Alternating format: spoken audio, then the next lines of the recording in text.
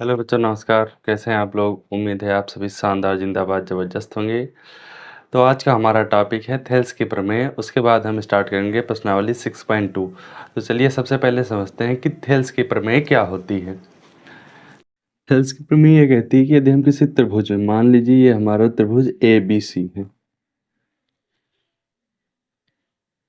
ये त्रिभुज हमने बना लिया है ए, ये बिंदु होगा बी और ये सी होगा।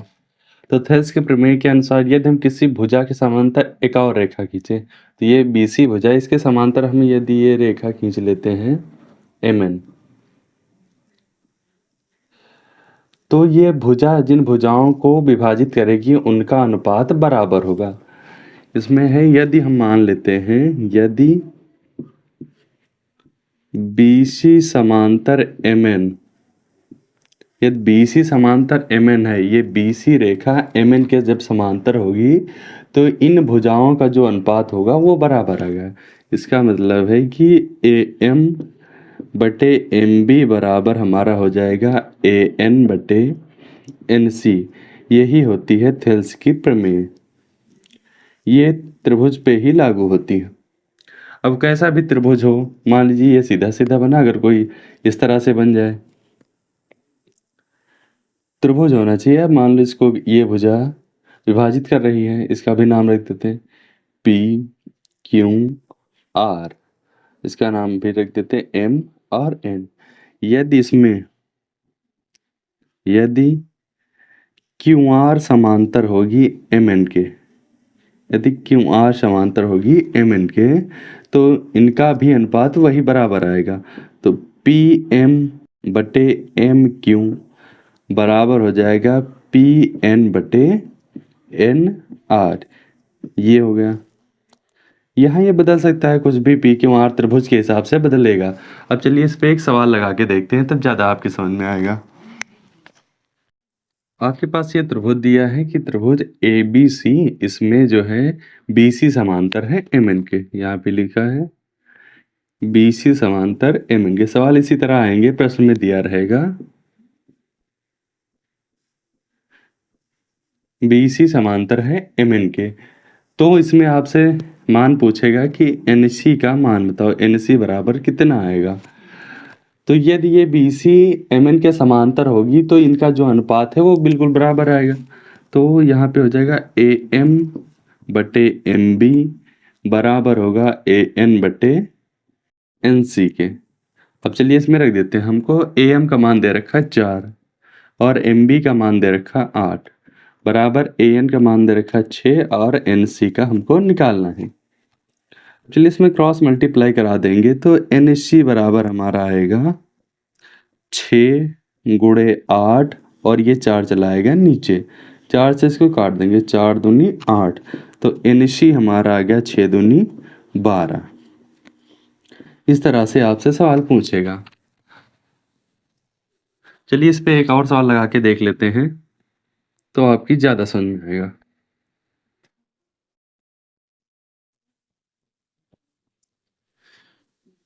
ये त्रिभुज है आपका,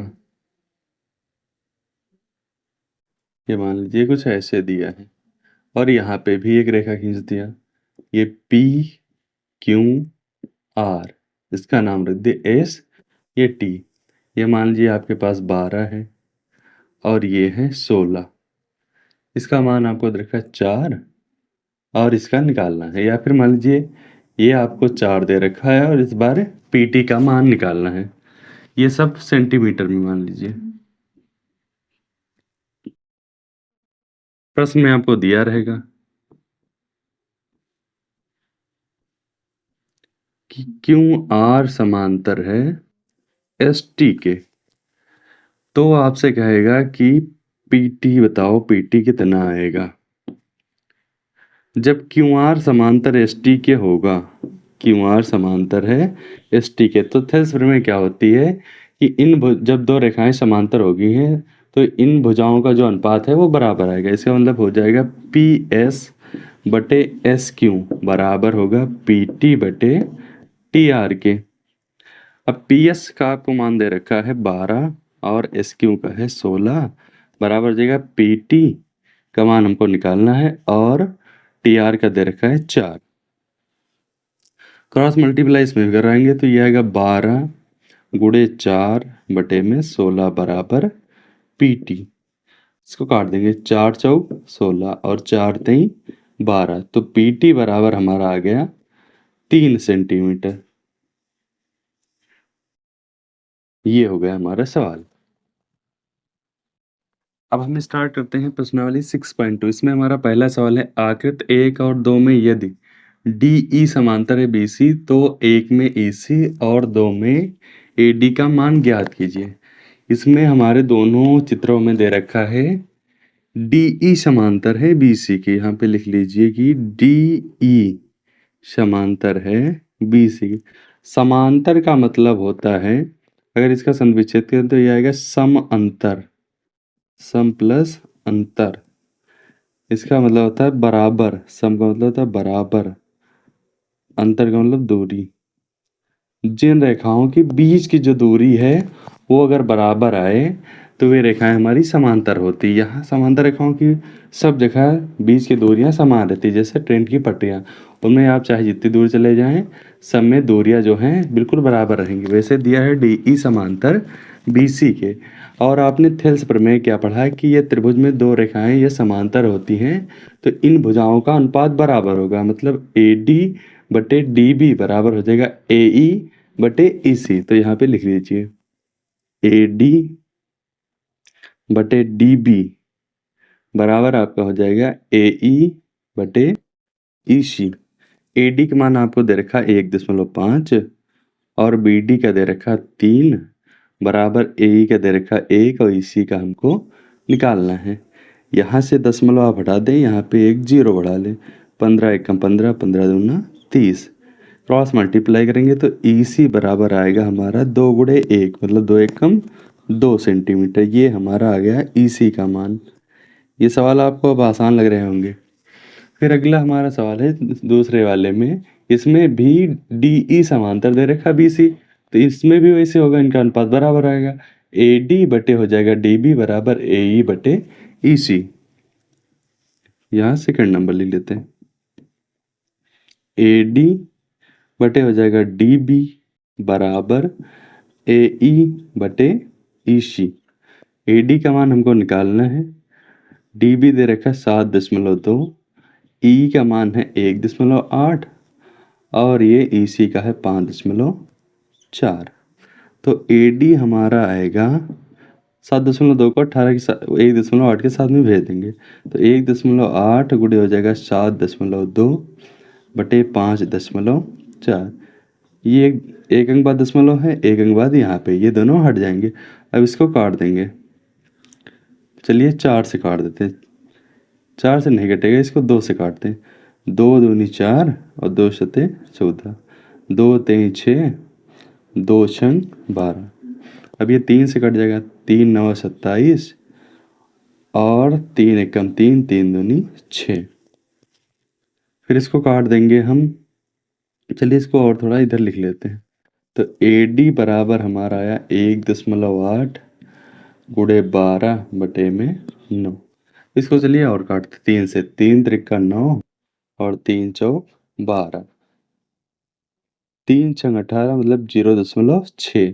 तो ए डी बराबर आएगा 6 चौक 24, 24 यहाँ पे लिखेंगे और एक अंक बाद दशमलव, तो एक अंक बाद यहाँ पे दशमलव लग जाएगा। ए डी बराबर आ गया 2.4 सेंटीमीटर। ये दोनों हमारे सवाल हल हो गए। अगला हमारा सवाल है कि किसी त्रिभुज की भुजाओं पी क्यू और पी आर पर क्रमशः बिंदु ई और एफ स्थित हैं, तो प्रत्येक स्थिति के लिए बताइए कि क्या ई एफ समांतर है क्यू आर के। तो चलिए सबसे पहले हम बनाते हैं इसका चित्र। इसमें बता रहा था कि त्रिभुज कोई पी क्यू आर है, ये पी हो गया, ये क्यू, ये आर, और पी क्यू और पी आर पर क्रमशः बिंदु ई और एफ स्थित है। पी क्यू पर है ई, तो यहाँ पे कोई बिंदु मानते हैं ई, और पी आर पे है कोई बिंदु एफ, इनको मिला देते हैं। तो अगर आप प्रत्येक स्थिति के लिए बताए कि ई एफ समांतर है क्यू आर के, ई एफ जो है क्यू आर के समांतर है, ये हमको बताना है। ये 3 स्थितियाँ हमारी दी गई हैं। और ये समांतर कब होंगी? जब इनका जो अनुपात बराबर आएगा तो ये समांतर होंगी। और ये थेल्स प्रमेय का विलोम हो गया। और थेल्स प्रमेय क्या होती है कि यदि ये भुजाएं समांतर तो इनका अनुपात समांतर होगा। और इसके विलोम में क्या है कि यदि इन भुजाओं का जो अनुपात बराबर आए तो ये दोनों रेखाएं समांतर होंगी। तो पहले में हमको दे रखा, पहला चलिए हल करते हैं। यदि ई एफ समांतर होगा क्यू आर के तो इनका जो है अनुपात भी हमारा बराबर आना चाहिए। तो अनुपात क्या होगा? पी ई बटे ई क्यू बराबर हो जाएगा पी एफ बटे में एफ आर। अब पी का मान हमको दे रखा 3.9 और ई क्यू का दे रखा 3 बराबर पी एफ का मान है 3.6 और एफ आर का मान दे रखा 2.4। इसको सॉल्व करते चलिए। इसको काट देंगे, 3 एकम 3 और 3 त्रिका 9। इधर आया 1.3 बराबर। अब इसको भी काटते हैं, दशमलव से दशमलव हट जाएगा, 12 से काट देंगे, 12 दूनी 24 और 12 तीन 36। यह है हमारा 3/2। चलिए 3/2 को भी भाग करके देख लेते। 1.3 बराबर 2 एकम 2, 1 बचा 2 पंचे 10। ये हमारा बराबर नहीं है तो यहाँ पे लिख देंगे कि ई एफ क्यू आर के समांतर नहीं है। यदि समांतर होगी थी तो इनका जो अनुपात था वो बराबर आता। ये हमारा हो गया पहला पॉइंट। फिर दूसरे पॉइंट में यही करना है सेम इसी तरह। इसमें भी हो जाएगा पी ई बटे ई क्यू बराबर पी एफ बटे एफ आर। आप जब भी पढ़ने बैठे हैं तो कॉपी पेन लेके बैठे हैं, ऐसे ना बैठे पढ़ने पिक्चर की तरह। इसको मत देखें, नहीं समझ में आप नहीं आएगा। पी ई का मान देखिए, इसमें दे रखा आपको 4 और ई क्यू का दे रखा 4.5। पी एफ का दे रखा 8 और एफ आर का दे रखा 9। इसको चलिए सॉल्व करते हैं। यहाँ से दशमलव हटाएंगे, ऊपर एक जीरो बढ़ा लेंगे। ये हमारा है 40। अब इसको काटेंगे, 5 9 45, 5 40। तो यह 8/9 बराबर 8/9। अब देखिए यहाँ पे हमारा अनुपात जो है ये बराबर आ गया। तो हम कह सकते हैं कि यहाँ जो है ई एफ रेखा हमारी समांतर होगी क्यू आर के। ये हमारा हो गया दूसरा पॉइंट। चलिए हल करते हैं हम तीसरा पॉइंट। इसको बिगाड़ देते हैं, फिर लगाएंगे तीसरा।